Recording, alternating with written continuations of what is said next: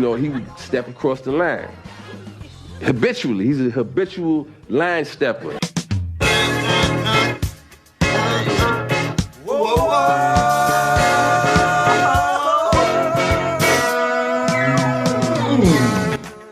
Boom. What up? What up, y'all? I am Garrett Langley Henson. And I am Terry Ricardo, the Shades of the Second. The Deuce. Yes, sir. The Deuce is with us. The Deuce is loose. You're watching the Habitual Line Steppers podcast, y'all. Thank you so much for joining us. Thank you for joining us yesterday on Sunday for our El Clasico broadcast, partnered with Colorcast. It's a tremendous showing from you all. Record viewing numbers. We're so happy that so many of you can come out and show support and really put us on that Willy Wonka elevator trajectory. Hey, seriously though, shout out to Colorcast, man. It's always an amazing, opportunity to do that. It's really cool just to commentate on games and watch Barcelona pretty much get their arse kicked. Yes. Well, Terry, it was always a lifelong dream of mine to do the commentary for El Clasico. I never imagined it would come at a time where Barcelona looked like this. Let's get right into it, man. Barcelona lost 2-1 in the big game yesterday. You and I were both on air doing the whole thing. Yeah. Obviously, if you were with us during the game, you would have heard some of our criticisms, admonishments, etc. Pretty much throughout the whole broadcast, we're just shitting on Barca. But we'll do a quick recap for everybody who wasn't able to be there with us. Yeah. So it all starts with Sergiño Dest. In the first half, ball rolls across the face of goal, 6-yard box, and he smashes a field goal. Yeah. Well, that was your first and probably best opportunity of the game, which was first and best. The fuck? That was honestly only one of the good chances you had. You had a couple other chances, but that was the one you needed. I mean, you did score a goal, but that was in the 85th minute. That goal within the first 10 minutes would have been pivotal, bro.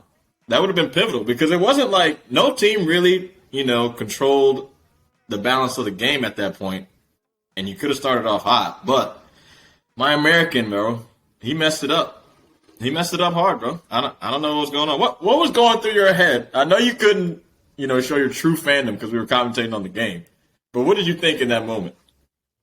I was sitting on my couch with the iPad right in front of me with the speaker lined up, so I couldn't really move. And yet, I still fell to my knees. That's what I thought about that, Terry. I was incredulous. I couldn't believe it. I was like, this is the moment. The Americans scored a decisive goal in El Clasico. This is going to be a moment to remember on my first time doing a broadcast for Barcelona. I was like, man, isn't this great how this is all working out? I'm going to be a part of history. Terry, it turns out I was. We were a part of history. We commentated on Koeman became the first manager ever to lose 3 Clásicos in a row. This is the first time Barcelona lost 2 Clásicos at home in a row in 45 years. So he was making history, and we were right there with him. Yeah, he was. I mean, look, he kind of, what could I say? He redeemed himself sort of in a way. After that happened, he started playing better. But even though he can score some goals, some nice shots outside the box, I still don't like him being on the wing. I don't even know where he's supposed to play. He's pretty good with the ball. He can shoot, cutting in a lot, but his crosses are not the greatest. Even though he did get an assist on the cross, I do know that he got an assist. But 90% of his crosses hit the first defender, every single time. So it's putting him in that position where he's not really supposed to be. And behind him was a dude that shouldn't have been playing. What was that guy's name, the right back y'all started? Oscar Mingueza. Yeah. I mean, like I said before the game, he's not a right back. He's a guy who shows potential. If you remember when we lost to PSG in the Champions League last year in the knockout or whatever, He was the dude who like was kind of getting toasted by Mbappe. Yeah. down the flank. And so, Yeah. of course, Ronald Koeman saw that tape and was like, let's put him out there on the island against Vinicius. And boy, did Vinicius have a field day. He had one of the best games I'd ever seen him play for Madrid. Even though he didn't score though, right? No, I'm not mistaken. He didn't score, right? No, Yeah, but he was it was just Alaba. dangerous throughout. Yeah, the whole game. He pretty much did whatever he wanted to do the whole game. Well, especially in the first half, he was destroying that kid the whole time. The whole time he was in, I was like, yo. What's Des moves back there? To Des' credit, he played much better defense. He had that one dangerous header back to the goalie that got intercepted, but he recovered in time to block Vinicius' attempt. But overall, I thought he did a pretty decent job of stymieing Vinicius, keep him in front of him. The problem is, Terry, nobody could finish their chances for Barcelona. You know, PK missing that wide open header. Fati had two good joints blocked that were on the goal line or near the goal line. He had another one that he missed. Aguero comes in and instantly shows how Barcelona could benefit from a penalty box. You know, similar to Luis Suarez. But yeah, One question though. When you're talking about Fati, what did you think about Koeman subbing him out? I know it was only Fati's second game back, third game back, or whatever. What do you think about him going out in a pivotal El Clasico moment, bro? In an El Clasico, what do you think about him substituting him out in the 73rd minute? Well, my beef is you go sub him out for Luke de Jong. It's this is who we're gonna put in. This is what's gonna change the game.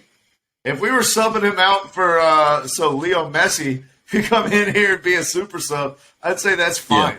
Yeah. If he was coming out for Dembele even to come stretch the field and inject some pace, I'd be like, that's fine.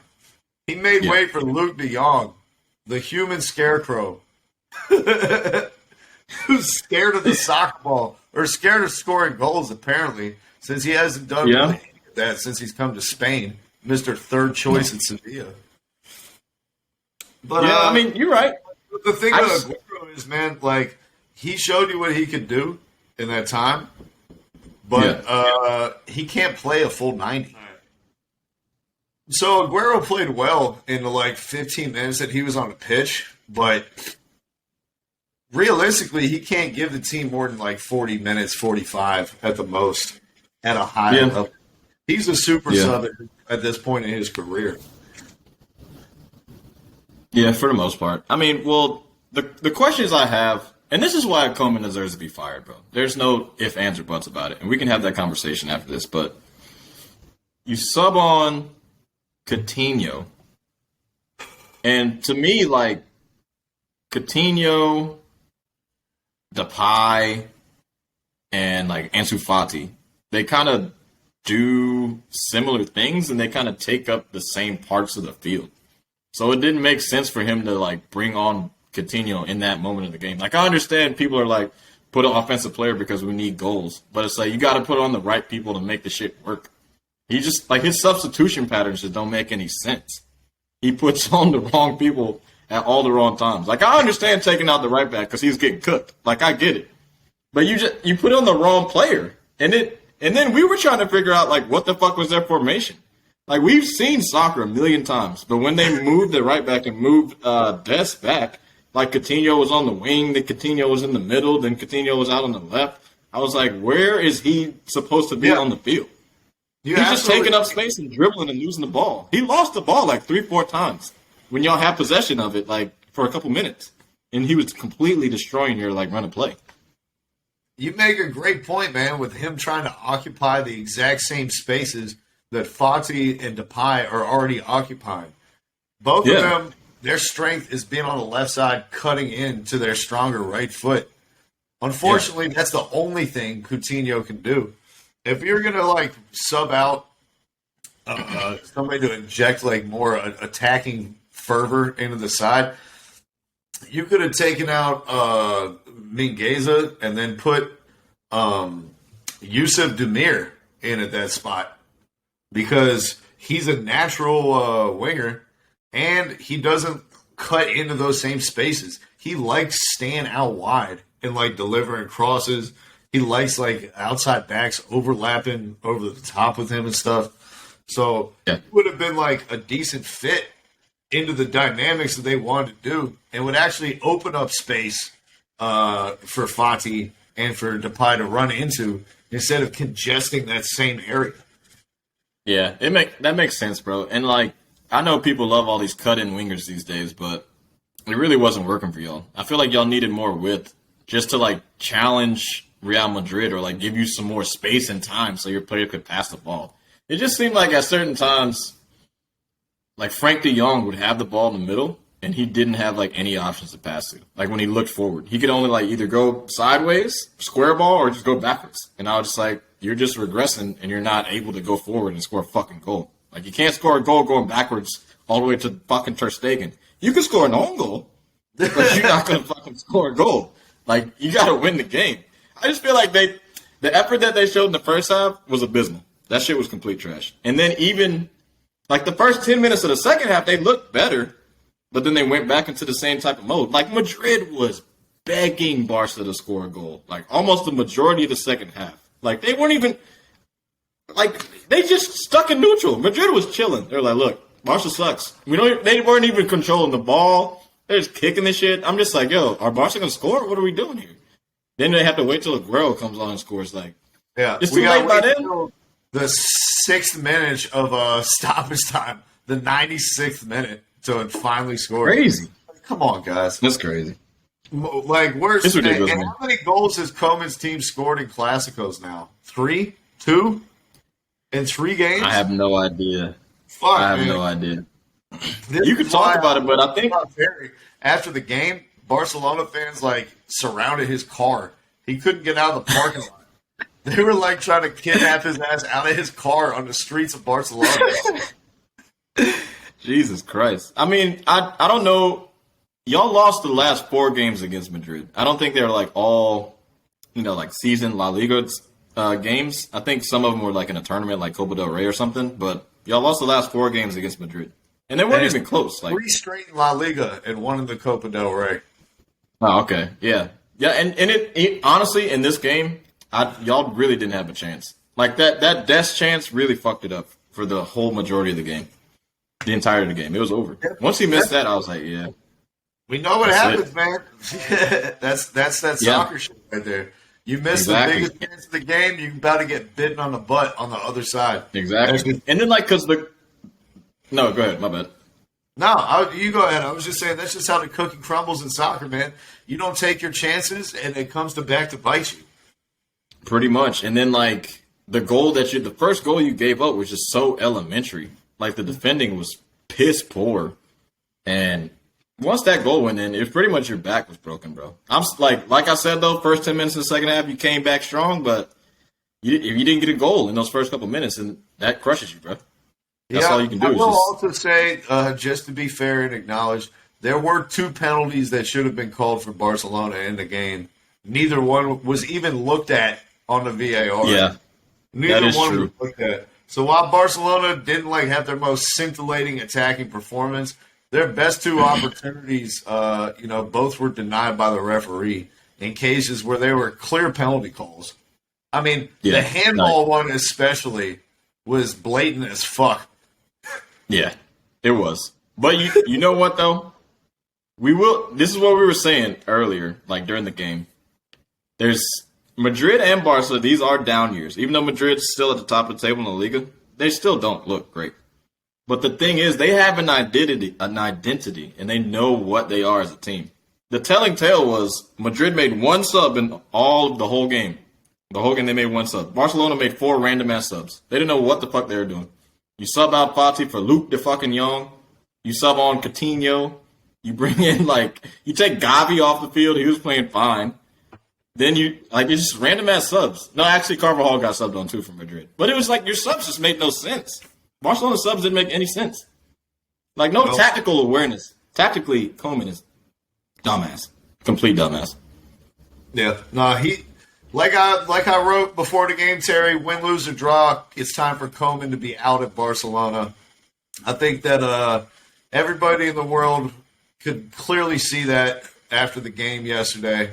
And, if things are going to continue like this and fans are going to continue, like, surrounding your car and beating on your windows and berating you and spitting on, you know what I mean, the windows of your car and stuff. Yeah. If this is going to continue, I don't imagine Koeman is going to be around to flummox us with his tactical substitutions much longer. Why is he still the coach? Like, how has he been able to be this bad for so long at Barca? We were saying before, maybe they don't have any replacements or whatever. They're too expensive, but yeah, it's a question of money. Remember, the last president was the one who signed Koeman, and he signed him to a big contract because he was coming in to replace. It was a 3-year deal, but it was an expensive per year deal. Tough. You have to remember, Terry, when Koeman got hired, he was looked at as the savior coming back to rescue Barcelona. The guy who won the European Cup for Barcelona as a player in the 90s, coming back to save them from what we thought was the lowest point in history, losing 8-2 to Bayern Munich in the Champions League. Little did we know, as I said in my article, rock bottom has a basement. Barcelona has been residing the last 2 years under Ronald Koeman. But let me transition, Terry, over to England. I didn't see any Manchester United fans circling Ole Gunnar Solskjaer's car, throwing rocks at him and spitting on his windshield, despite the fact that Manchester United lost 5-0 to Liverpool yesterday as well. Well, I think the only difference between the Koeman situation at Barca and, like, Ole is that Man U was in the dumps, like, when he took over the team. But he kind of has, like, brought them up in the years that he's been there. Like, they have bad performances like this, but they still have kind of stayed way better than they were before. Like, they were in the Europa League and shit when he was getting there.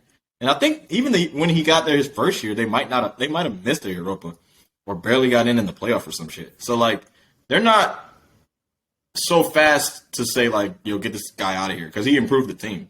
But am I going to sit here and say, like, he's a quality coach? No, you can tell about his fucking substitutions and his tactics. He doesn't know what he's doing. He has too many players there. He's got a lot of good players, and he just doesn't know who to play. Like, my man is just confused. Terry, I wanted to do a quick recap of the game and all that stuff first. But you know what? Let's get right to it. I'll ask you the question that I want to hear the answer to. All right, go ahead. Is Cristiano Ronaldo, was the addition of him to Manchester United too much of a good thing, where now he's holding back the potential of the squad? I don't know, man. I don't think so, bro. I don't think so. I don't think he's hurting the team at all. I mean, clearly he's Let me make my case then. Let me make my case. All right, then. go ahead. All right. So, they brought in Sancho. You know that they're like premier attacking talent all across their forward line, right? With Martial, Rashford, Ronaldo, Sancho, Daniel James. Who's James the is gone. man out who I'm forgetting? James is gone now. Oh, okay. Who else am I forgetting? Cavani. Mason Greenwood. Cavani. Yeah. Yeah. It's a long list of credible attacking talent, right? That's a lot of mouths to feed in terms of minutes, in terms of, like, playing in your preferred positions. When you have that many world-class players clustered in one area of the pitch, there's going to have to be a lot of, like, inherent sacrifice if things are going to work. Enter Cristiano Ronaldo, who's never been known as Mr. Sacrifice. All since he left since he left to go to Real Madrid, all the team's tactics have been based around maximizing him and what he wants to do. So far, Solskjaer last year, when he had success, especially after Bruno Fernandes came, Manchester United, like Liverpool, were hellacious in their counter press. And they, especially after bringing on Varane, the plan was, you have two terrific outside backs who have plenty of pace in Shaw and and Wan-Bissaka. And then you got Harry Maguire to clean up all the long balls that come in the air. And you got Varane to have all the cover behind. So when you shrink the field and you do the heavy presses, now on the defensive end, you have all the requisite parts, you know what I'm saying, to win the ball back quickly and get back on your own counter. Cristiano Ronaldo, since he, for people who have not watched, has done nothing but walk around on defense since going to Italy, since he came from Real Madrid. And the days of him chasing people down full speed outside backs and pressuring them into making quick decisions or stealing the ball off their feet and going to goal, those days are over. Yeah. He's now in the Leo Messi bracket where he wants to walk around on defense and then have everything run through him on offense. Well, so what this has created now is gigantic gaps for Manchester United because they're not pressing with coordination. And now that back line that looks so promising, well, it's not so promising when there are these gigantic spaces for you behind, and now Harry Maguire has to defend in space. And now, Luke Shaw has to defend in space, and Wan-Bissaka has to keep people in front of him instead of chasing the play. And now you see the trickle-down effect from Ronaldo's lack of pressing, him starting the defense as their forward, and now you can see the effect that has all the way down to their defense and them giving up 5 goals against Liverpool. Hey, I can't say you're wrong, bro. I think your analysis is completely right. You are definitely right, but at the same time, what do you want to sacrifice? A couple goals? You think him just alone is destroying the whole attack? Then that's on the coach. Tell the coach. Look. Jose Mourinho got his ass to play defense. The coach just needs to sack up and be like, look, bro, play some fucking defense. We need you to do this because you're hurting everybody else. That was a bro. Look. Bro's 36. Let me tell you, where is Man U right now? Are they in 6th place? Are they panicking? Only God is so. How the fuck do you say his stupid ass name? I can't even pronounce his name sometimes. Gunnar Solskjaer. Old Gunnar Solskjaer, right? He came into the squad in 2018. All right. So even when everybody keeps saying that Man U is struggling, right? They lost the game 5-0 to fucking Liverpool. Blah blah blah blah blah. They're sitting in 7th place, a couple points behind Brighton and West Ham. It's not that big a deal. They can still make the Champions League. They still are giving you good results in the Champions League. So all this shit doesn't really matter. The team, they don't give a fuck about this Premier League shit, bro. They don't care about that. They're trying to win Champions Leagues now. It's been a while since they haven't won one. Honestly, you should care about the Premier League because deep teams tend to win their league, and y'all are probably the deepest team in the They do have a deep-ass squad. And they should be looking to win your domestic league. But it's going to determine, like we said earlier, Terry, on sacrifice. What I mean about Ronaldo is, it's easy to say one thing if I was the coach of Manchester United. But if I was the coach of Manchester United, I'd let him know, and everybody in the squad know, nobody is untouchable. We got all these different forwards. We got all these different combinations. We're going to be malleable. We're going to be versatile. We're going to change our lineup and our personnel based on the teams that we're playing and our tactics based on the teams that we're playing. This isn't like Barcelona where we're going to come out in a 4-3-3 and play it every single game with the same style and make everyone adjust to us. No, we got all these different tools in our tool belt. If we want the hold-up direct play, then we could play with Ronaldo and Cavani as 2 strikers with their back to goals as the focal point. If we want to play in a 4-3-3 and have the shifty look and get behind, we have the requisite personnel to do that. If you want to play the 4-2-3-1 with 1 focal striker as well, who's laying out to the wings, you can do that too. But you got to let Ronaldo, Cavani, Sancho, Rashford, Greenwood, Martial, and all know your place in the squad and in the starting 11 is not assured and is not guaranteed. And you're not going to be in the squad starting each game. That's not how it's going to work. So when you're in there, I need you to do what I say, to follow my instructions on the field. Because, dude, I don't give a fuck if you did win 3 Ballon d'Ors. We're not going to win a Champions League doing it the Ronaldo way. So either we're going to win it doing it the Solskjaer way, or we're not going to win it at all. Look, man, I understand what you're saying, bro, about the defensive pressure and all that type of shit. But if you look at some of these goals, it's not on them, bro. Sometimes these defenders are just making some stupid-ass decisions. And Pogba's been losing the ball in the midfield a lot. All right, Fred has been losing the ball in the midfield a lot. Matic's been doing the same shit. The team, it's not all on the pressure. It's not all on Ronaldo in the pressure, bro. They're giving up 15 fucking goals in the Premier League alone, and they've only scored 16. All right, 16 goals is only what, I think, fifth? It's the fifth most in the league? Yeah, I'm looking at the shit. It's like it's the fifth most in the league. That should be enough goals for Man U to win more games than they have been doing. All right? As you can see in the fucking game, 5 goals and like 3 of them were all turnovers. That's not on Ronaldo's pressure. That's on the fucking back line in the midfield being careless as fuck. And clumsy, dude. That's on them. Harry Maguire's an $80 million defender. All right? Now, if that's $80 million worth of defender, we got a fucking separate issue to talk about. A lot of these other guys, like Virgil van Dijk, is probably worth $250 then. $250 million. I mean, it's ridiculous, bro. Like, Maguire's bad. Varane and Maguire, I don't even, like, it is not meshing right now. I don't understand what's going on. But Lindelof isn't the fucking cure-all. So it's like they still need somebody else. They spent all this money on these attackers, and they forgot about the most important part of soccer and any sport in that matter that plays defense. Defense is number one. No, right? If you can stop them from scoring, you can win. Defense in Europe. They're like, we have the best. The Manchester United thought they were going to have the best defense in Europe. They're like, we got Luke Shaw, who was scintillating in the Euros with England. We got that whole left side of the England defense with Maguire and Shaw. And then on the right, we got Varane, who's been a rock for Real Madrid for a decade, and Wan-Bissaka. So it's like you got the slow white side, and you got the fast, athletic, let's say, colorful side. Mm-hmm. Hey, look, and then when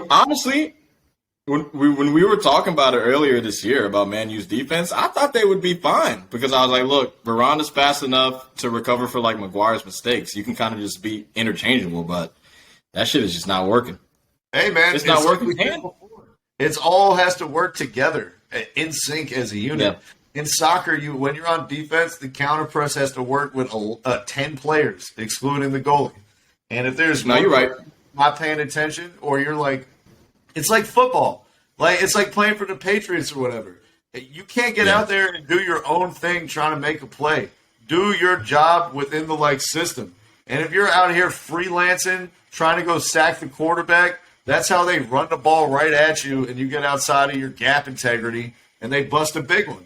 And that's what's happening to Manchester United. They don't have their gap integrity. They don't have their coordinated pressing. And the next thing you know, people are playing 40-yard balls on the ground with the outside of their foot, splitting Harry Maguire and Luke Shaw to an onrushing Mohamed Salah. It was a field day, bro. It was a field day. The whole game was a field day. But the telling thing for me, honestly, and I don't want to just harp on one dude, but I love harping on one guy. Harry Maguire's best attribute as a defender is his leadership and talking and his aerial. Yeah, and his aerial ability. His aerial ability is his number one ability. And I already saw in that Champions League game when he went up for the header like Superman with his arms up like this, and the guy won it right in front of him. I'm just like, yo, something's going on with Harry, bro. I don't know what the hell he's on, but he doesn't look like himself. Like, I'm not saying he's complete trash. Like, he is a good player, but he's starting to look really bad, man. And what you were saying about, like, the pressure of the forwards and stuff, it does make sense. But when I just see common mistakes of easy balls that him and Luke Shaw could have got. That one goal where Robertson crossed it in, the shit bounced 3 times in front of Maguire and Shaw. Shaw tried to head it, then Maguire tried to kick it. They both whipped it. Both of them. Yeah. That's on y'all, bro. Yeah. That's on the D. The defense is giving up too many goals, man. Simple as that. Like, I don't know what to tell you. Bro, they're giving it up on set pieces, on the run of play. Like, what? Come on. Fuck out of here, bro. They're garbage. We always knew Harry Maguire in space looks like a refrigerator getting delivered into your driveway. The refrigerator that's got 3 good wheels and then the one that won't flip that gets stuck. Yeah. That's what Harry It looks like trying to defend his space. No, you're right. Well, we can let's make another transition, man. Let's go across the pond. We'll come back to America and we'll talk about another set of stars that aren't meshing completely. Hey, the L.A. Lakers. Terry, what is going on with the squad? That was spectacular, man. That transition game of yours could only be rivaled by LeBron James and Russell Westbrook. Yes, sir. And the Lakers' crown jewel. Obviously, the other person is Anthony Davis. Anthony Davis, Terry, he said this year, I'm not going to be a follower, okay? I'm going to follow Kobe's advice that he gave to Powell way back when. I'm going to put my big boy pants on, and I'm going to come to work. And what that means is I'm not going to let Dwight Howard not listen to me. I'm going to hold him accountable. And if you don't listen to me, I'm going to grab your elbows. And then instead of me grabbing your elbows, I'm going to have a courtside skirmish with you on national television. And everybody's going to make a bigger deal of it. Hey, look, let me tell you something right now, though. Even though we got the 24/7, media cycle type thing, and the podcast, they talk about it a lot more than, like, the regular shows. They are lucky as hell that this shit was Friday night and not, like, a Thursday night game or, like, a Wednesday night game. They're so lucky, bro, because we could have blown this shit out of proportion like crazy.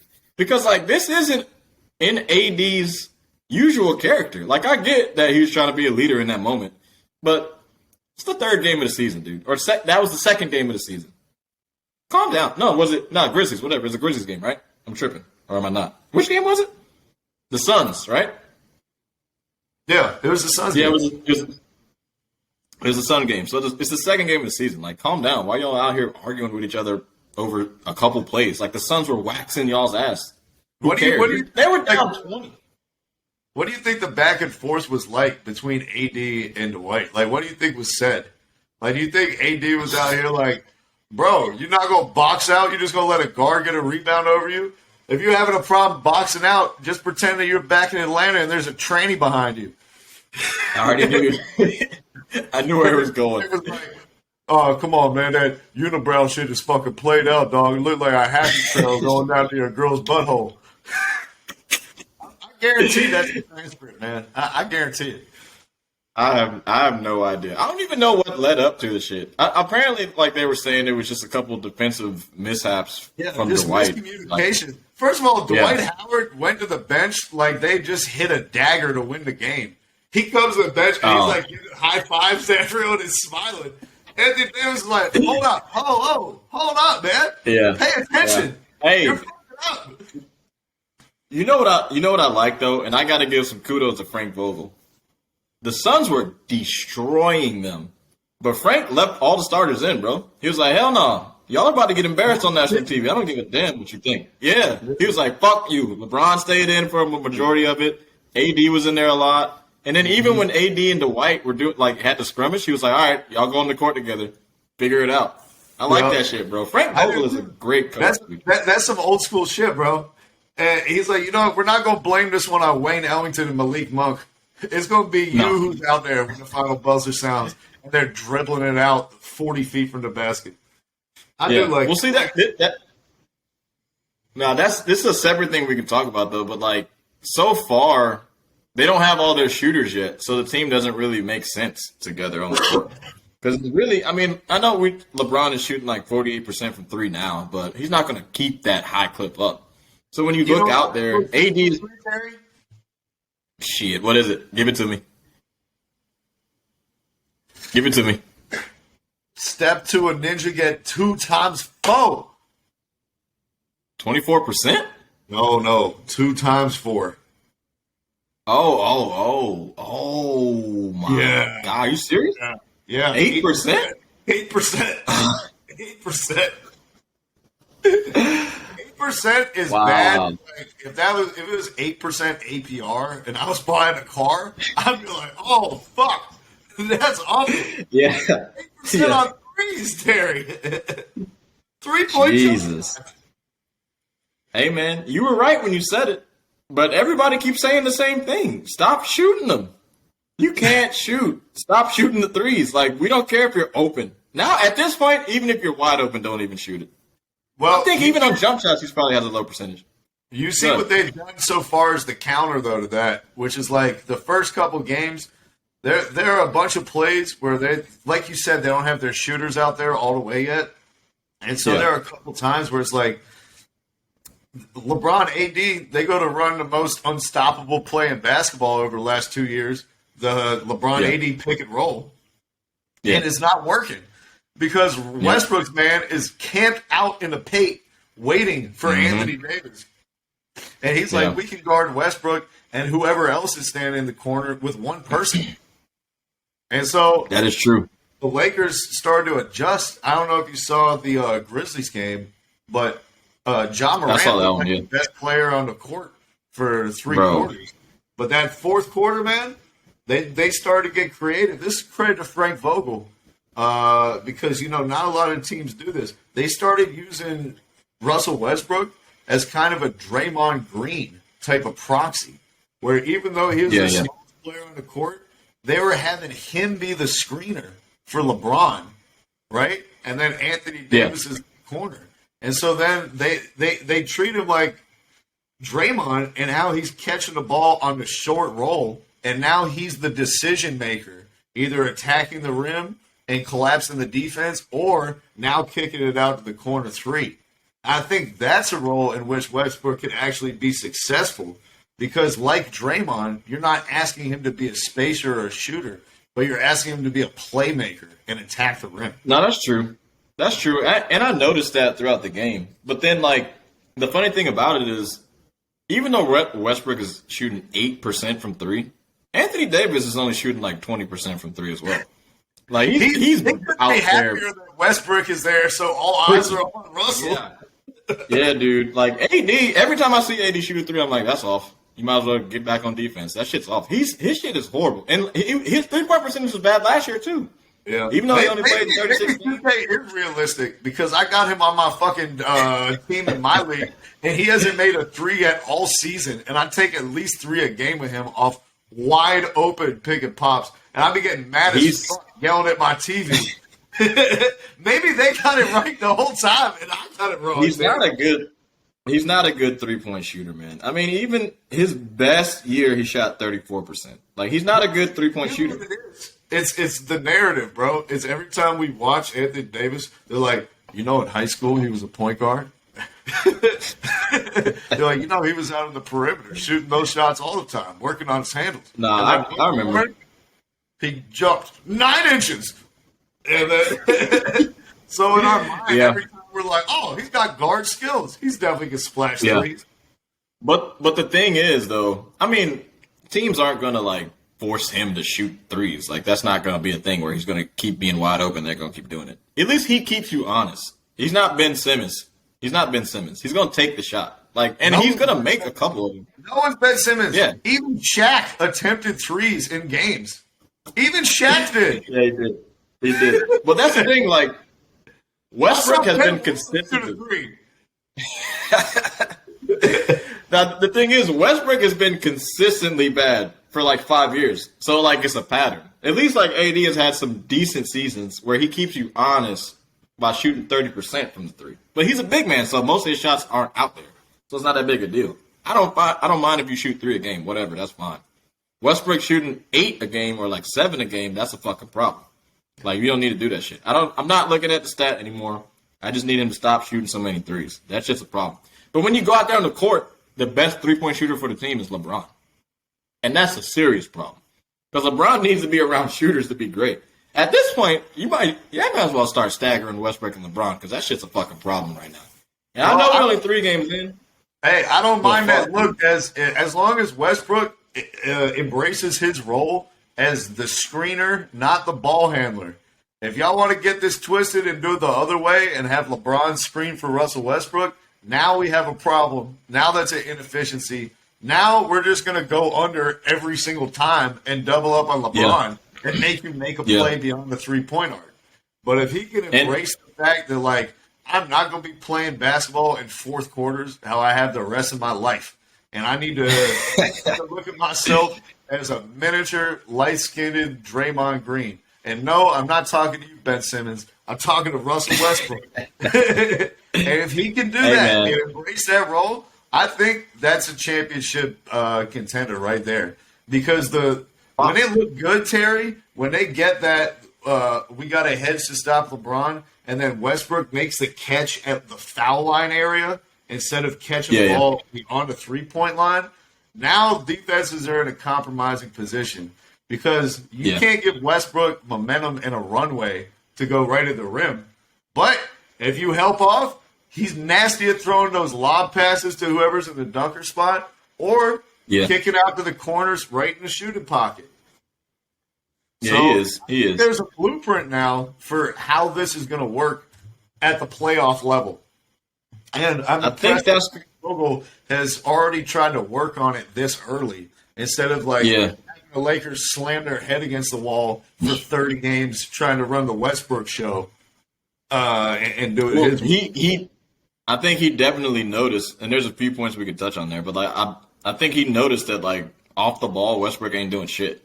So he needs to keep him engaged. And otherwise, because if you stick him in the corner, he's not really in the corner. If you stick him in the corner, it's 4-on-5. In the corner, tell him to go ahead and sit down on the bench while you're there and get some water. Yeah, you might as because well. You have to hydrate up.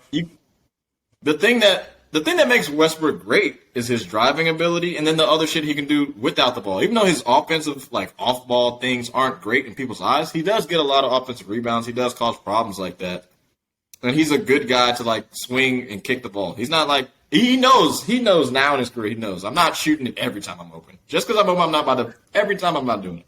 I get it. I understand that I can't shoot.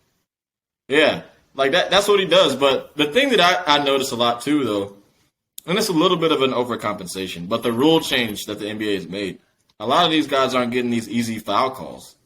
So that's kind of hurting Westbrook's game too. He's not getting it on the line as he usually does. And LeBron isn't either. They're not calling a lot of these fouls.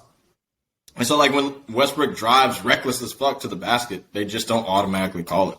They're just you just are wild. I'm not about to just call it. That's totally fine with me, man. And I'll say this as my last takeaway with the Lakers. Or, excuse me, 1A and 1B. 1A, we said before the season preview, Anthony Davis, all the talk, I'm going to play 5. I'm going to play center. Anthony Davis, the center. This is the year. This is how we unlock the championship potential. Then what do? Start DeAndre Jordan at center the last 2 games, and then close out the 3rd game with Dwight Howard and Anthony Davis on the court at the same time. Hey, man, look, sometimes it's about matchups, bro. That's it. It's nothing crazy. Look, I think the coach knows. Frank Vogel knows, look, I got a deep-ass team. I got to give some guys some love. That's why he started DeAndre. Starting the game – I didn't believe that narrative of Anthony Davis full-time center for 1 fucking second. Look. Calm down, buddy. Calm down, hater. You're the hater of the year, man. I understand how it goes. Look, the Grizzlies play big because they were playing with Steven Adams, and the Suns play big because they got DeAndre Ayton. You can't, they didn't want to have the AD LeBron thing yet because there's 2 big men that actually can do some shit in the game. That's the only thing by the end of the game. I don't care who starts. That doesn't matter. DeAndre Jordan started the Grizzlies game, but he only played 14 minutes. That's not that big a deal. You are right about ending the game with Dwight. We can go ahead and cancel that shit. We don't need to end the game with Dwight Howard. Fuck that. AD, guard fucking Steven Adams. He ain't doing shit but trying to get rebounds. You're tall. Just jump. Tap the shit. You got another guy. You can end the game with AD and Dwight Howard 1 game a year when you play the Pacers. And every other time, his ass needs to be on the fucking bench. All right? Yeah. Because, bro, if we think of my last point, Terry, the 1B, is that I'm very happy that LeBron James looks like LeBron James again. After that Solomon Hill dive at his knees mid-season last year, he didn't look the same. He didn't look as explosive. He didn't look as strong. And I was afraid that we may have seen the last of the best version of LeBron James. And so I'm very happy that he is back to his usual self. I got one thing to say about LeBron. Well, maybe 2. He's shooting too many fucking threes. Even though the shit's going in, he's shooting so many 48. threes. It's 48. Secondly, Secondly, for me, bro, and LeBron, his closing finishing move, that deep fadeaway in the corner, and I don't think you noticed it, but you remember that dude, Kurt Goldsberry, the guy who makes like the shooting map for the whole court? LeBron had the lowest field goal percentage on that finishing move for LeBron, the fadeaway, the deep fade in the post. 33% is what he shot on that shit. If he misses that shit, LeBron misses that fadeaway into the corner, he's off the fucking court. If the other team gets a rebound, you're going back on a 4-on-5. That's a dumb-ass shot. It's so stupid. Do that shit from, like, the top of the key or something, bro. It's an idiotic shot. He's a bad shot maker. The first row of the fucking crowd, dude. What are you doing? Like, I know this shit goes in sometimes it looks good, but golly, what the fuck? I can't even be sane when I'm talking about him. When I watch him play and he missed that shit, and I'm like, oh, shit. Here we go, 4-on-5. Grizzlies had a couple easy-ass buckets in the fourth just because he did that 5 times. I'm like, okay, what are we doing now? LeBron just clearly making me angry again. And not even trying to shoot free throws at the end of the game either. He didn't even move on those last end-of-the-play games. But I get it. This is why we sub in the link. Talk to me, Skill. Talk to me, Skill. Hey, look, Bron is my favorite player, bro. He's my favorite player of all time. Like, I think he's the best player I've ever watched with my own eyes. But it is what it is with him at the end of the game sometimes, bro. Hey, look, Skip. My grandma used to always tell me, she used to say, Shay, a dog with 3 good legs, it can smell, but it won't hunt. Okay? And that's what LeBron James is doing. He's trying to go from a bad shot taker to a bad shot maker. And if you take enough of them, you might make the transition. You can ask Kobe. Let's talk about some other people who are making the transition this year. Some takeaways from the first week of the NBA season. My first takeaway, Terry, is that the kids are going to be all right. This rookie draft class that's come in showed out with some pretty decent performances already. Evan Mobley already looks like the best player on the Cavaliers. Jalen Green had 30 points in his second game. It looked like he looks good. He looks like I might bet that he hits 50 this year in his rookie season. That he puts a 50 like Brandon Jennings did. He probably will, but hopefully he lasts longer than Brandon Jennings. Yep. Long career, but short prime. Yep. But Jalen Green was stupendous. Scotty Barnes had 25 and 13 as he dismantled Jason Tatum and what's his face Brown on the Celtics. Jaylen Brown. Brown going up against 2 all-star wings in your second game, and you're the best player on the court. And then Chris Duarte, for the Pacers, been averaging like over 20 points a game as a rookie. Very impressive. The rookies look good. Now, the rookies look good. And I think I got to give you some credit because last time you talked about it, I was like, no, it's total bullshit. You were saying that the guys, as the evolution goes in the game, the younger players are going to keep getting better with their skills. I'm like, no, they don't. I think we're capped. We're capped up. But now that I'm looking at these rookies dominating these pros, I'm just like, I think you might be right. Because these guys are coming in doing moves that I have never seen before, bro. Like, oh, my God, dude. Especially Jalen Green. He looks crazy. He had a really unorthodox way of making it to the NBA, but he's a beast. He's a bona fide beast, bro. He's a scorer, straight up. He's a great scorer. Now, all of them need to get a little better defensively. Like, all these guys like a score. Well, I tell you what, Mobley, he's already there defensively. He looks like a veteran. He's fine. Like, rookies are never good on defense, ever. It doesn't matter how good you were in college. You're not good as a rookie defender in the NBA. Evan Mobley is good in his third game in the NBA. He's legitimately good on defense, and it's not just the shot blocking. It's the switching on the guards, the moving his feet. It's the not jumping for shots that he can't block, so he gives up an offensive rebound. It's all that stuff. He knows as much like what not to do as he knows what to do, and it's so rare for a guy who's a teenager. Yeah, you're right. You're right. But so for me, as far as my takeaways so far, the first week of the season, it's just the first week. The Bulls are actually looking really good, man.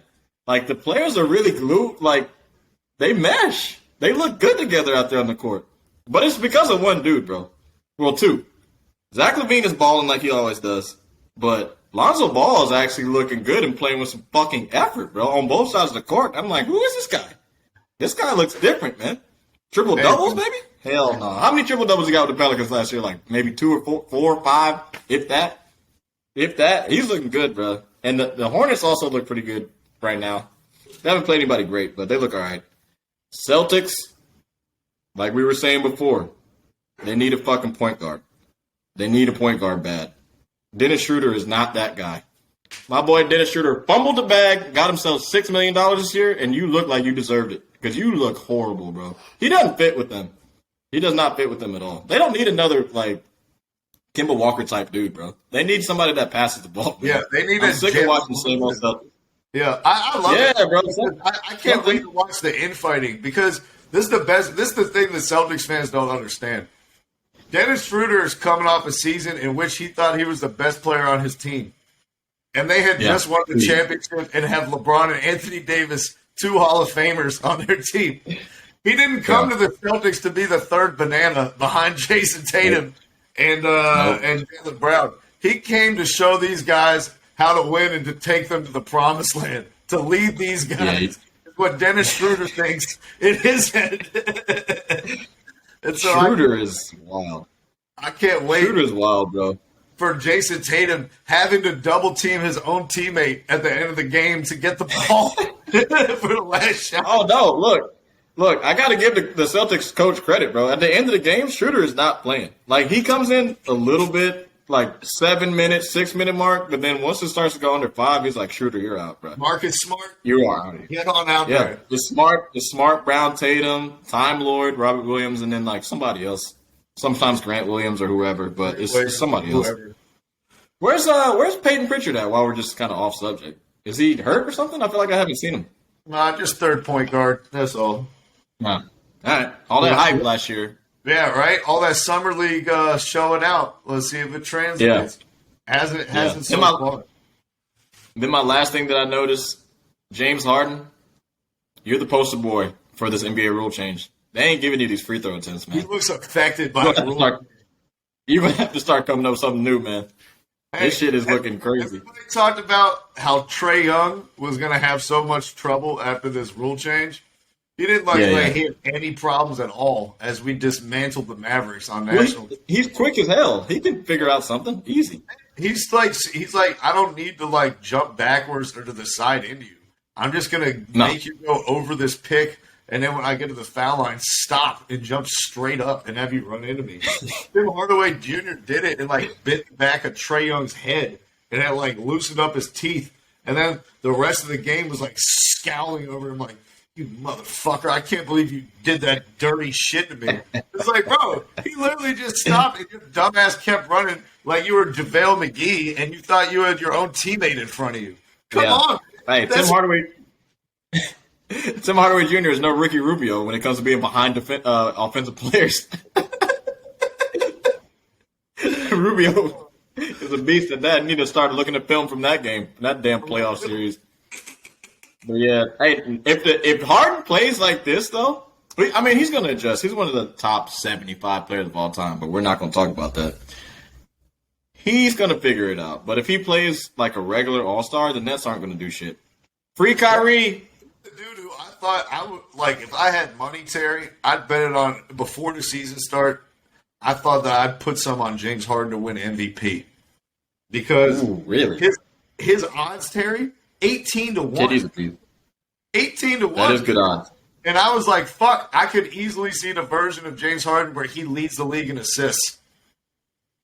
Yeah. I mean, you know, he plays. He's still getting. Yeah, and I was like, He's if the Nets is the best record in the East, James Harden leads the league in assists, averages over 20 points a game, And now we get MVP is all about the narrative, and we get the leader narrative. Oh, he's grown so much since his time in the Rockets. And when he forces it, he's the first guy into practice, and he's stand behind to help all the young guys and pass on to veteran leadership. And Oh no, wait. He's more vocal than anyone. He's calling out all the defensive rotations and letting guys know where to go. I got a good one. I already know they want the Nets to win so bad. This will be the best one. They'll be like, they didn't really need Kyrie. James Harden said, I felt like without Kyrie, I had to step up as a leader and as a point guard, as a true point, and help the team out. And scoring-wise, Kyrie averages about 18, so 25. I needed to step up for my team and do that. That's what we're doing. I don't want to hear that shit. You're playing like shit. Hey, if they continue to not win, they got to shut it up. They have to shut up this Kyrie shit, because if they continue to not win, it's going to be a problem. It's going to be a problem. Oh, it's going to fester. Oh, if they keep not winning and Kyrie is on the sidelines collecting a check and eating kettle corn, there going to be some people up in Brooklyn that are starting to feel some type of way. And I'll tell you, KD, as cool as Steve Nash is and this whole Brooklyn team and their whole management, which seems like very player empowerment, new age, a quote-unquote woke coaching staff who's always behind the players. You know what I mean? I think even they are getting tired of Kyrie's shit. And if they keep losing and it continues for a while, I wouldn't be surprised if you see the most player-friendly organization in the NBA tell Kyrie, enough's enough. Go pack your bags. I can see that, but it's all going to have to start with the blessing of KD. If KD's like, all right, man, fuck it, let's just start talking trash about him, then it'll be a whirlwind of people talking trash. Because KD, this motherfucker, it doesn't matter what's going on behind the scenes, on the court. He can get punched in the mouth by his own teammate. He's going to go out on the court and score 35, get me a couple of assists, and get some rebounds. He's going to ball out. His player efficiency rate is 37 right now. He is balling. Insane. And it's all contested. It's all off contested jumpers. You can't contest him. Through the hoop. They're he's splashing fadeaway one-leggers over everybody. Bruh, his shooting apex is 8.5 feet. What the fuck are you going to do with that shit? I can't even contest that shit. Well, Terry, I'm glad you asked somebody who never manages to challenge people's jump shots. I've had to find other ways to defend shooters that are taller and more athletic than me. There are two options with Kevin Durant if you're playing him as a smaller defender. The first one is you step defensive school. You step all over his feet. You're all over the top of his feet. You cannot let him get off the ground. You got to make him be clown shoes. Yes, you got to make sure that Kevin Durant plays my game, a ground-bound game. So I'm on defense. I'm all over the top of your feet. I don't give a fuck. Right. That's number one. Number two, you have 6 fouls. Let's make sure we use all of them really hard. All right? I'm talking about the Charles Barkley method, where he goes to rise up for that joint. You take 2 fingers right into the solar plexus, right underneath the wrist, right in there. As hard as you can the first time. Take the tech. Yeah. Okay? Next time, do it again.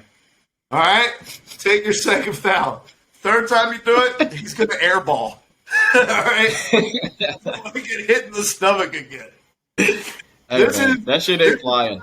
Wisdom, that was a quote straight out of the mouth of Charles Barkley in a book that I read 25 years ago. So it is tried, true, and effective for a Hall of Famer and an NBA 75 guy. Hey, look, he's an NBA 75 guy. He's an NBA 50 guy. But I'll tell you what he's not. A good or average defender in the NBA. Charles Barkley is good offensively. Defensively, don't take any advice from him. Do not. He's a horrible defender. These are tricks. Imagine how bad he would have been without these tricks, Terry. He would have been like Boris Diaw. I'm talking about the Warriors version of Boris Diaw or the Bobcats version of Boris Diaw. Oh, God. Yeah. Boris the Horrible. Yes. Bobcats Boris. But yeah, man, that's all I saw this first week, man. It's always early. NBA's always got this 82 game shit. While we're talking about the Bobcat Boris, let me make my final takeaway about the NBA. The Hornets look good, man. You know, I wrote that article before the season said there's a buzz building in Charlotte. Don't look out now, but these Hornets are going to be pretty fun this year. And look at them. They're 3-0. They had a great win over the Nets last night, Terry, in which my guy, who you scoffed at, you said, oh, he's not the answer. He's been on 12 different teams in the NBA. Ish Smith keeping LaMelo Ball on the bench as he scores 14 fourth-quarter points to take down the Nets himself. The Hornets looking lively, looking active. Hey, man. Building some buzz to start. We know Ish ain't the answer, but it's a good start, though. It's a good start to be 3-0. We need to see it for a couple more weeks as the formation of the East is unfolding. We don't know what's going to go down. So if you stay at the top, stay hot, then that'll help you out towards the end when you know you're going to be yourself, like an 8 seed. Yeah, I mean, I think that's a successful season, though. If they win making the playoffs as the Hornets, that's a successful season. That your season, I guess. You now took the next step. Like, what were they last year? 11? Yeah, no. Last year, remember they were in a play-in game and they got beat by 50 points by the Pacers. Oh yeah. Okay. Jesus Christ, that's crazy. Yeah, they got absolutely waxed by the Pacers. But remember, Hayward was injured. LaMelo Ball was injured. Yeah, they had lost. Well, he came back. Yeah, but he had been out of form, and you know what I mean. So I got you. It wasn't like a true representation. And this year, like we talked about before, you know, good additions to the squad, bringing in shooters, defenders. Kai Jones, who's immediately one of the 10 most athletic big men in the NBA. You know, Kelly Oubre, who's already contributing. No, you're right. I don't know, man. I mean, it looks like shit. I don't even know, man. The Hornets, I think they can be okay. I like LaMelo, bro. LaMelo's a monster to me. I really like LaMelo. Me too. But if you want to go ahead and say Ish Smith is the answer to your fourth quarter problems, that's a separate conversation. One game, I like it, though. He is a savvy veteran, and I really do like the way he plays. What I said is this. I think he's better than Devontae Graham, and they got a first-round pick to swap him out. Now, that's a pretty good business by the Hornets. Yeah, we'll take that. You're right. Now we'll take that. That's probably the end of my NBA takeaways that I feel like sharing with y'all. So, with no further ado, Terry, let's get the people what they want. Preview the matchup of the season in the NFL. We know you guys have been waiting a long time for this one. This Sunday, your Carolina Panthers play my Atlanta Falcons. And when I say your, I mean the audience, not Terry. He's a Bears fan.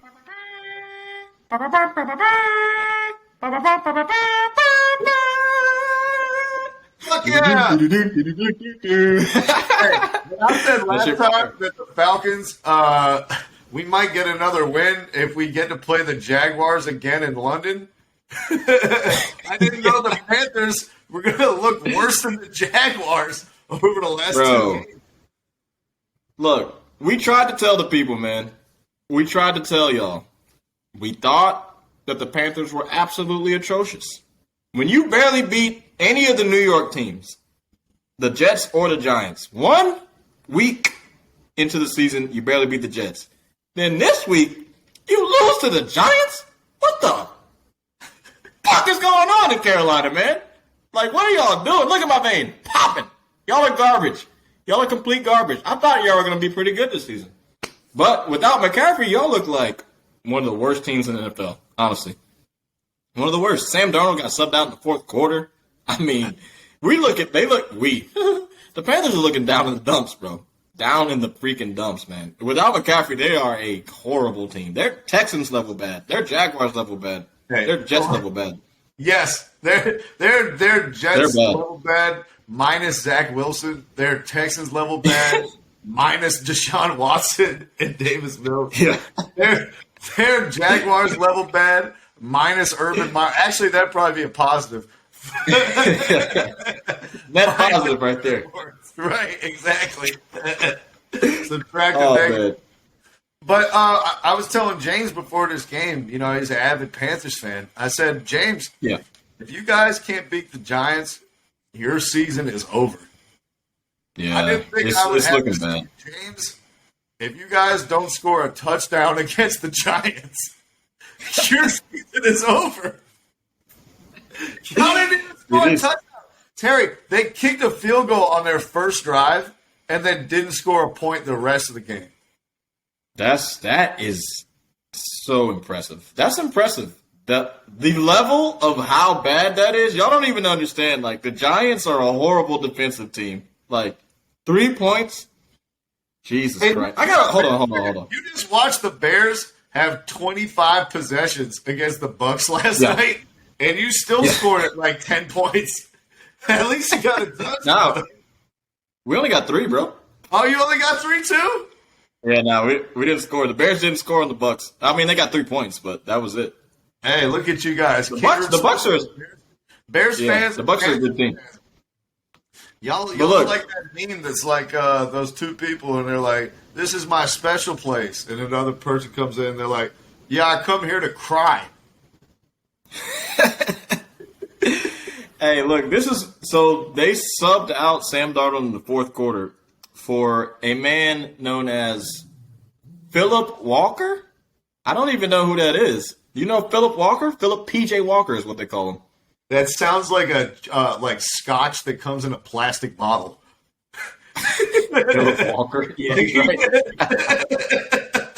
Hey, so Philip Walker. Let me get a little pint of that PJW. Let me get a Philip Jr. Walker now.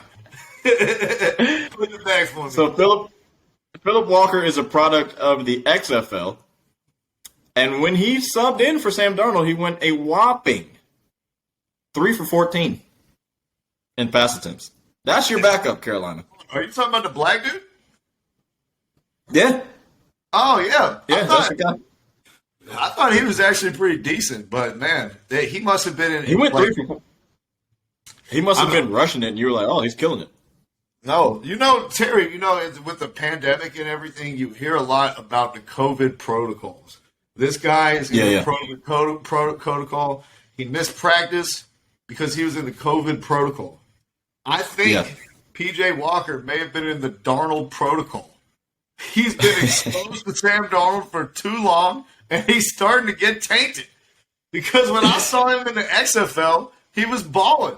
When I saw him play last year for the Panthers, he was balling. And now suddenly you go sit behind. You know what it probably was, Terry?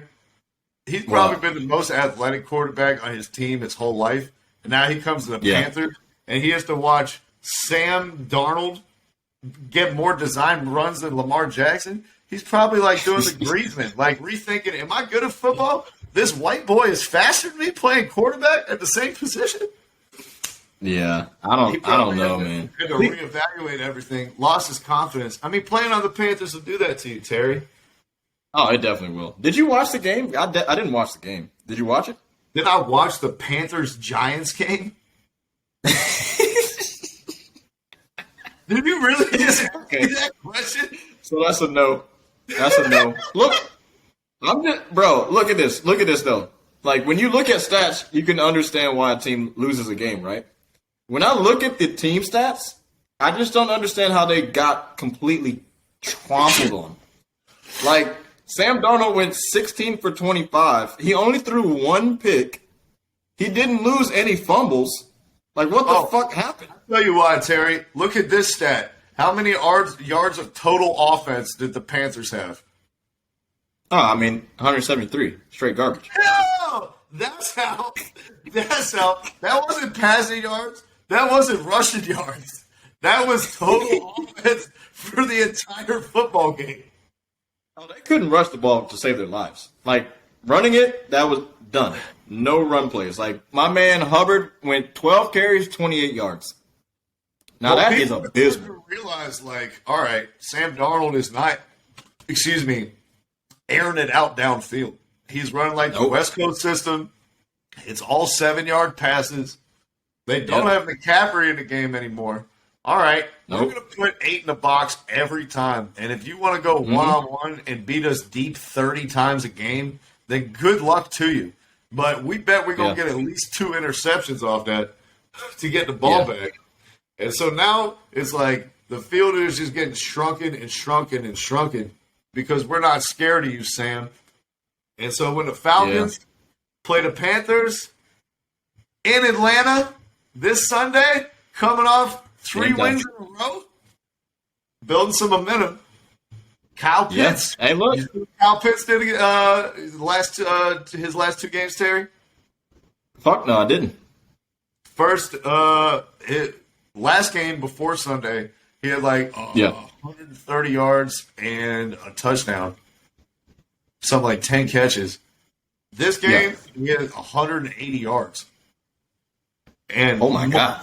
Multiple, outstanding plays, including one essentially to set up the game-winning field goal that we got the ball back down 1 with 30 seconds left, and we got to go the length of the field to set up the game-winning field goal.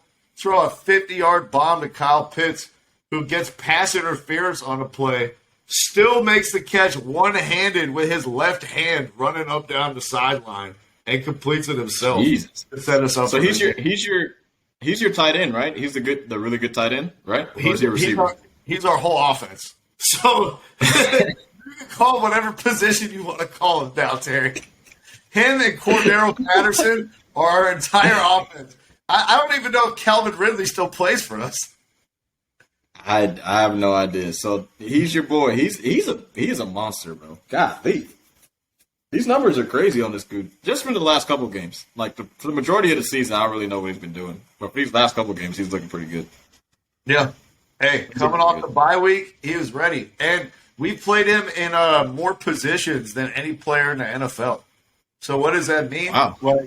He's played the tight end in line. He's played split out wide. He's played the X, Y, and Z receiver. He's been motioned into the backfield and played as an H-back.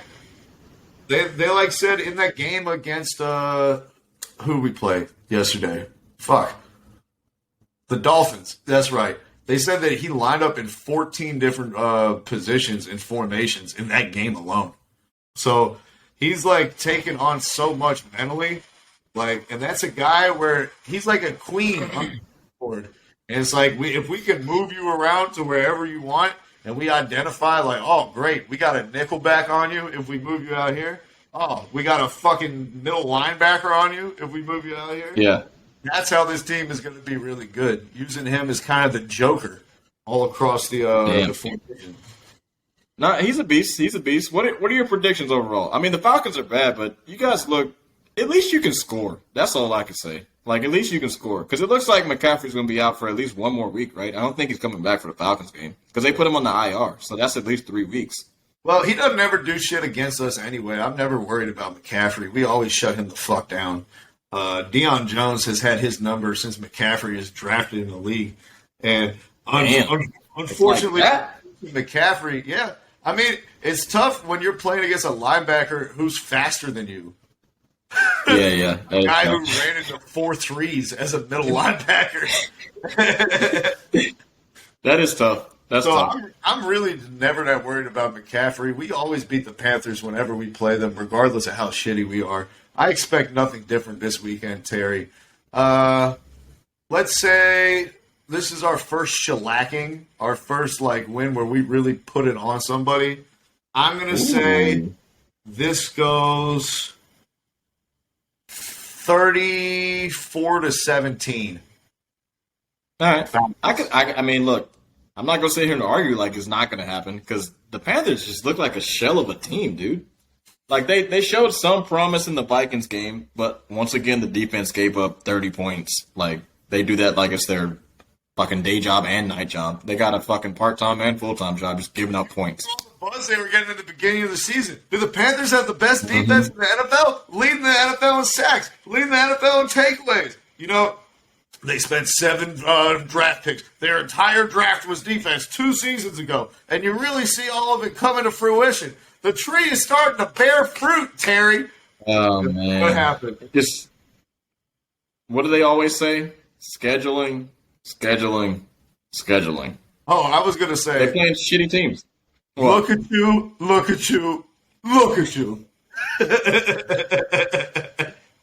Yeah, they look lost, man. They look lost, and I don't know if this is going to be the week that they're going to fix their problems because the Falcons have your number.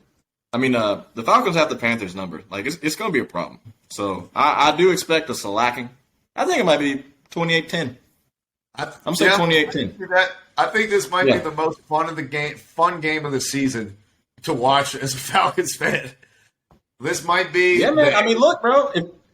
If y'all keep up the winning ways, I know y'all looked really bad in the beginning, but I think your prediction might be right. Because if the Saints continue to kind of be shaky-ish, you might be able to come in second place, man. We'll see. We'll see. I hope so. Hopefully we'll keep getting better each week. I'll say this about our coaching staff. I continue to be impressed. The play calling is miles better than it was last season. They're doing all types of stuff just to make the defense think that they weren't doing. You know, there was one play yesterday, Terry, where Cordero Patterson started off split out wide as a wide receiver, right? Then they motioned the tight end Kyle Pitts across the formation from the other side to Patterson's side. Then they bring Mike Davis out of the backfield to move him in line as a tight end and go empty backfield. Then bring Patterson, who is alone at the top of the screen, under center, under Matt Ryan, and hand him the ball up the middle. So there's like 4 different pre-snap adjustments that they made, all for an inside handoff. Whereas last year, we would have just lined up and ran a fucking halfback blast and been like, guys are going to be stronger than theirs. Yeah. I was noticing that. But yeah, man, the Falcons are probably going to win this game. I won't be surprised if the Panthers give an actual showing, but because it's a division rivalry game or whatever. But, we'll see. I'm not going to say I'm excited for the game, but as for you, as a friend of yours that's an avid Falcons fan, I'll root for you guys. I'm no Panthers fan, baby. Bears all day. And we got our shit rocked. Tampa Bay was looking good, man. Yeah. Jesus Christ. Anyways, I mean, that's all I got. Hey, Terry. And I'm putting the APB out for the Chiefs. I don't know what's going on out there, but that defense looks lost, and Mahomes looks like he's pressing a little too hard to try to win these games. I'll tell you what happened, Terry. I'll tell you exactly what happened with the Chiefs, man. They started smelling. And they can't run the ball. They started smelling themselves, and they started getting away from the fundamentals of the game. And so when you start to, have disrespect for the fundamentals and start to think that you can just show up and improvise and get by on talent, that's when you're not taking your opponent seriously. That's when you're disrespecting the other grown men who are on the other team who are trying to feed their family and accrue generational wealth and change the people who they love's lives. They're not coming out there to play sandlot football and fuck around. They watch tape, prepared, and they coming for your ass. And if the Chiefs want to get back to the top, they got to get back to basics. Preach, brother. Preach. Preparation beats talent. Yep. Preparation beats talent. That's especially right. When, you can't be running around back there your whole time like you were in the Super Bowl. Just think you're going to make something happen out of nothing, Terry. Right? That's not the quarterback. That is the job of this podcast, however, though, and we do it each week, running around, making something out of nothing. Terry, it was another classic edition in the books. Yes, sir. It definitely was, man. Another fun one. We're going to be doing an NBA game this week, I think, on Colorcast, y'all. We haven't decided which one we pick, but we're going to make sure it's a nice primetime joint that everyone can watch, so you won't have to wake up at 10 in the morning and go on a subscription service. You can watch it right on your TV. So we have that to look forward to this week. We're going to be having giveaways. So follow us on Twitter at the HLS Pod, on Instagram at HLS Pod. Subscribe to us on YouTube. Give this video a like, please. Tell a friend. And you never know. On our next NBA game, you might get some free shit. You might get some free shit.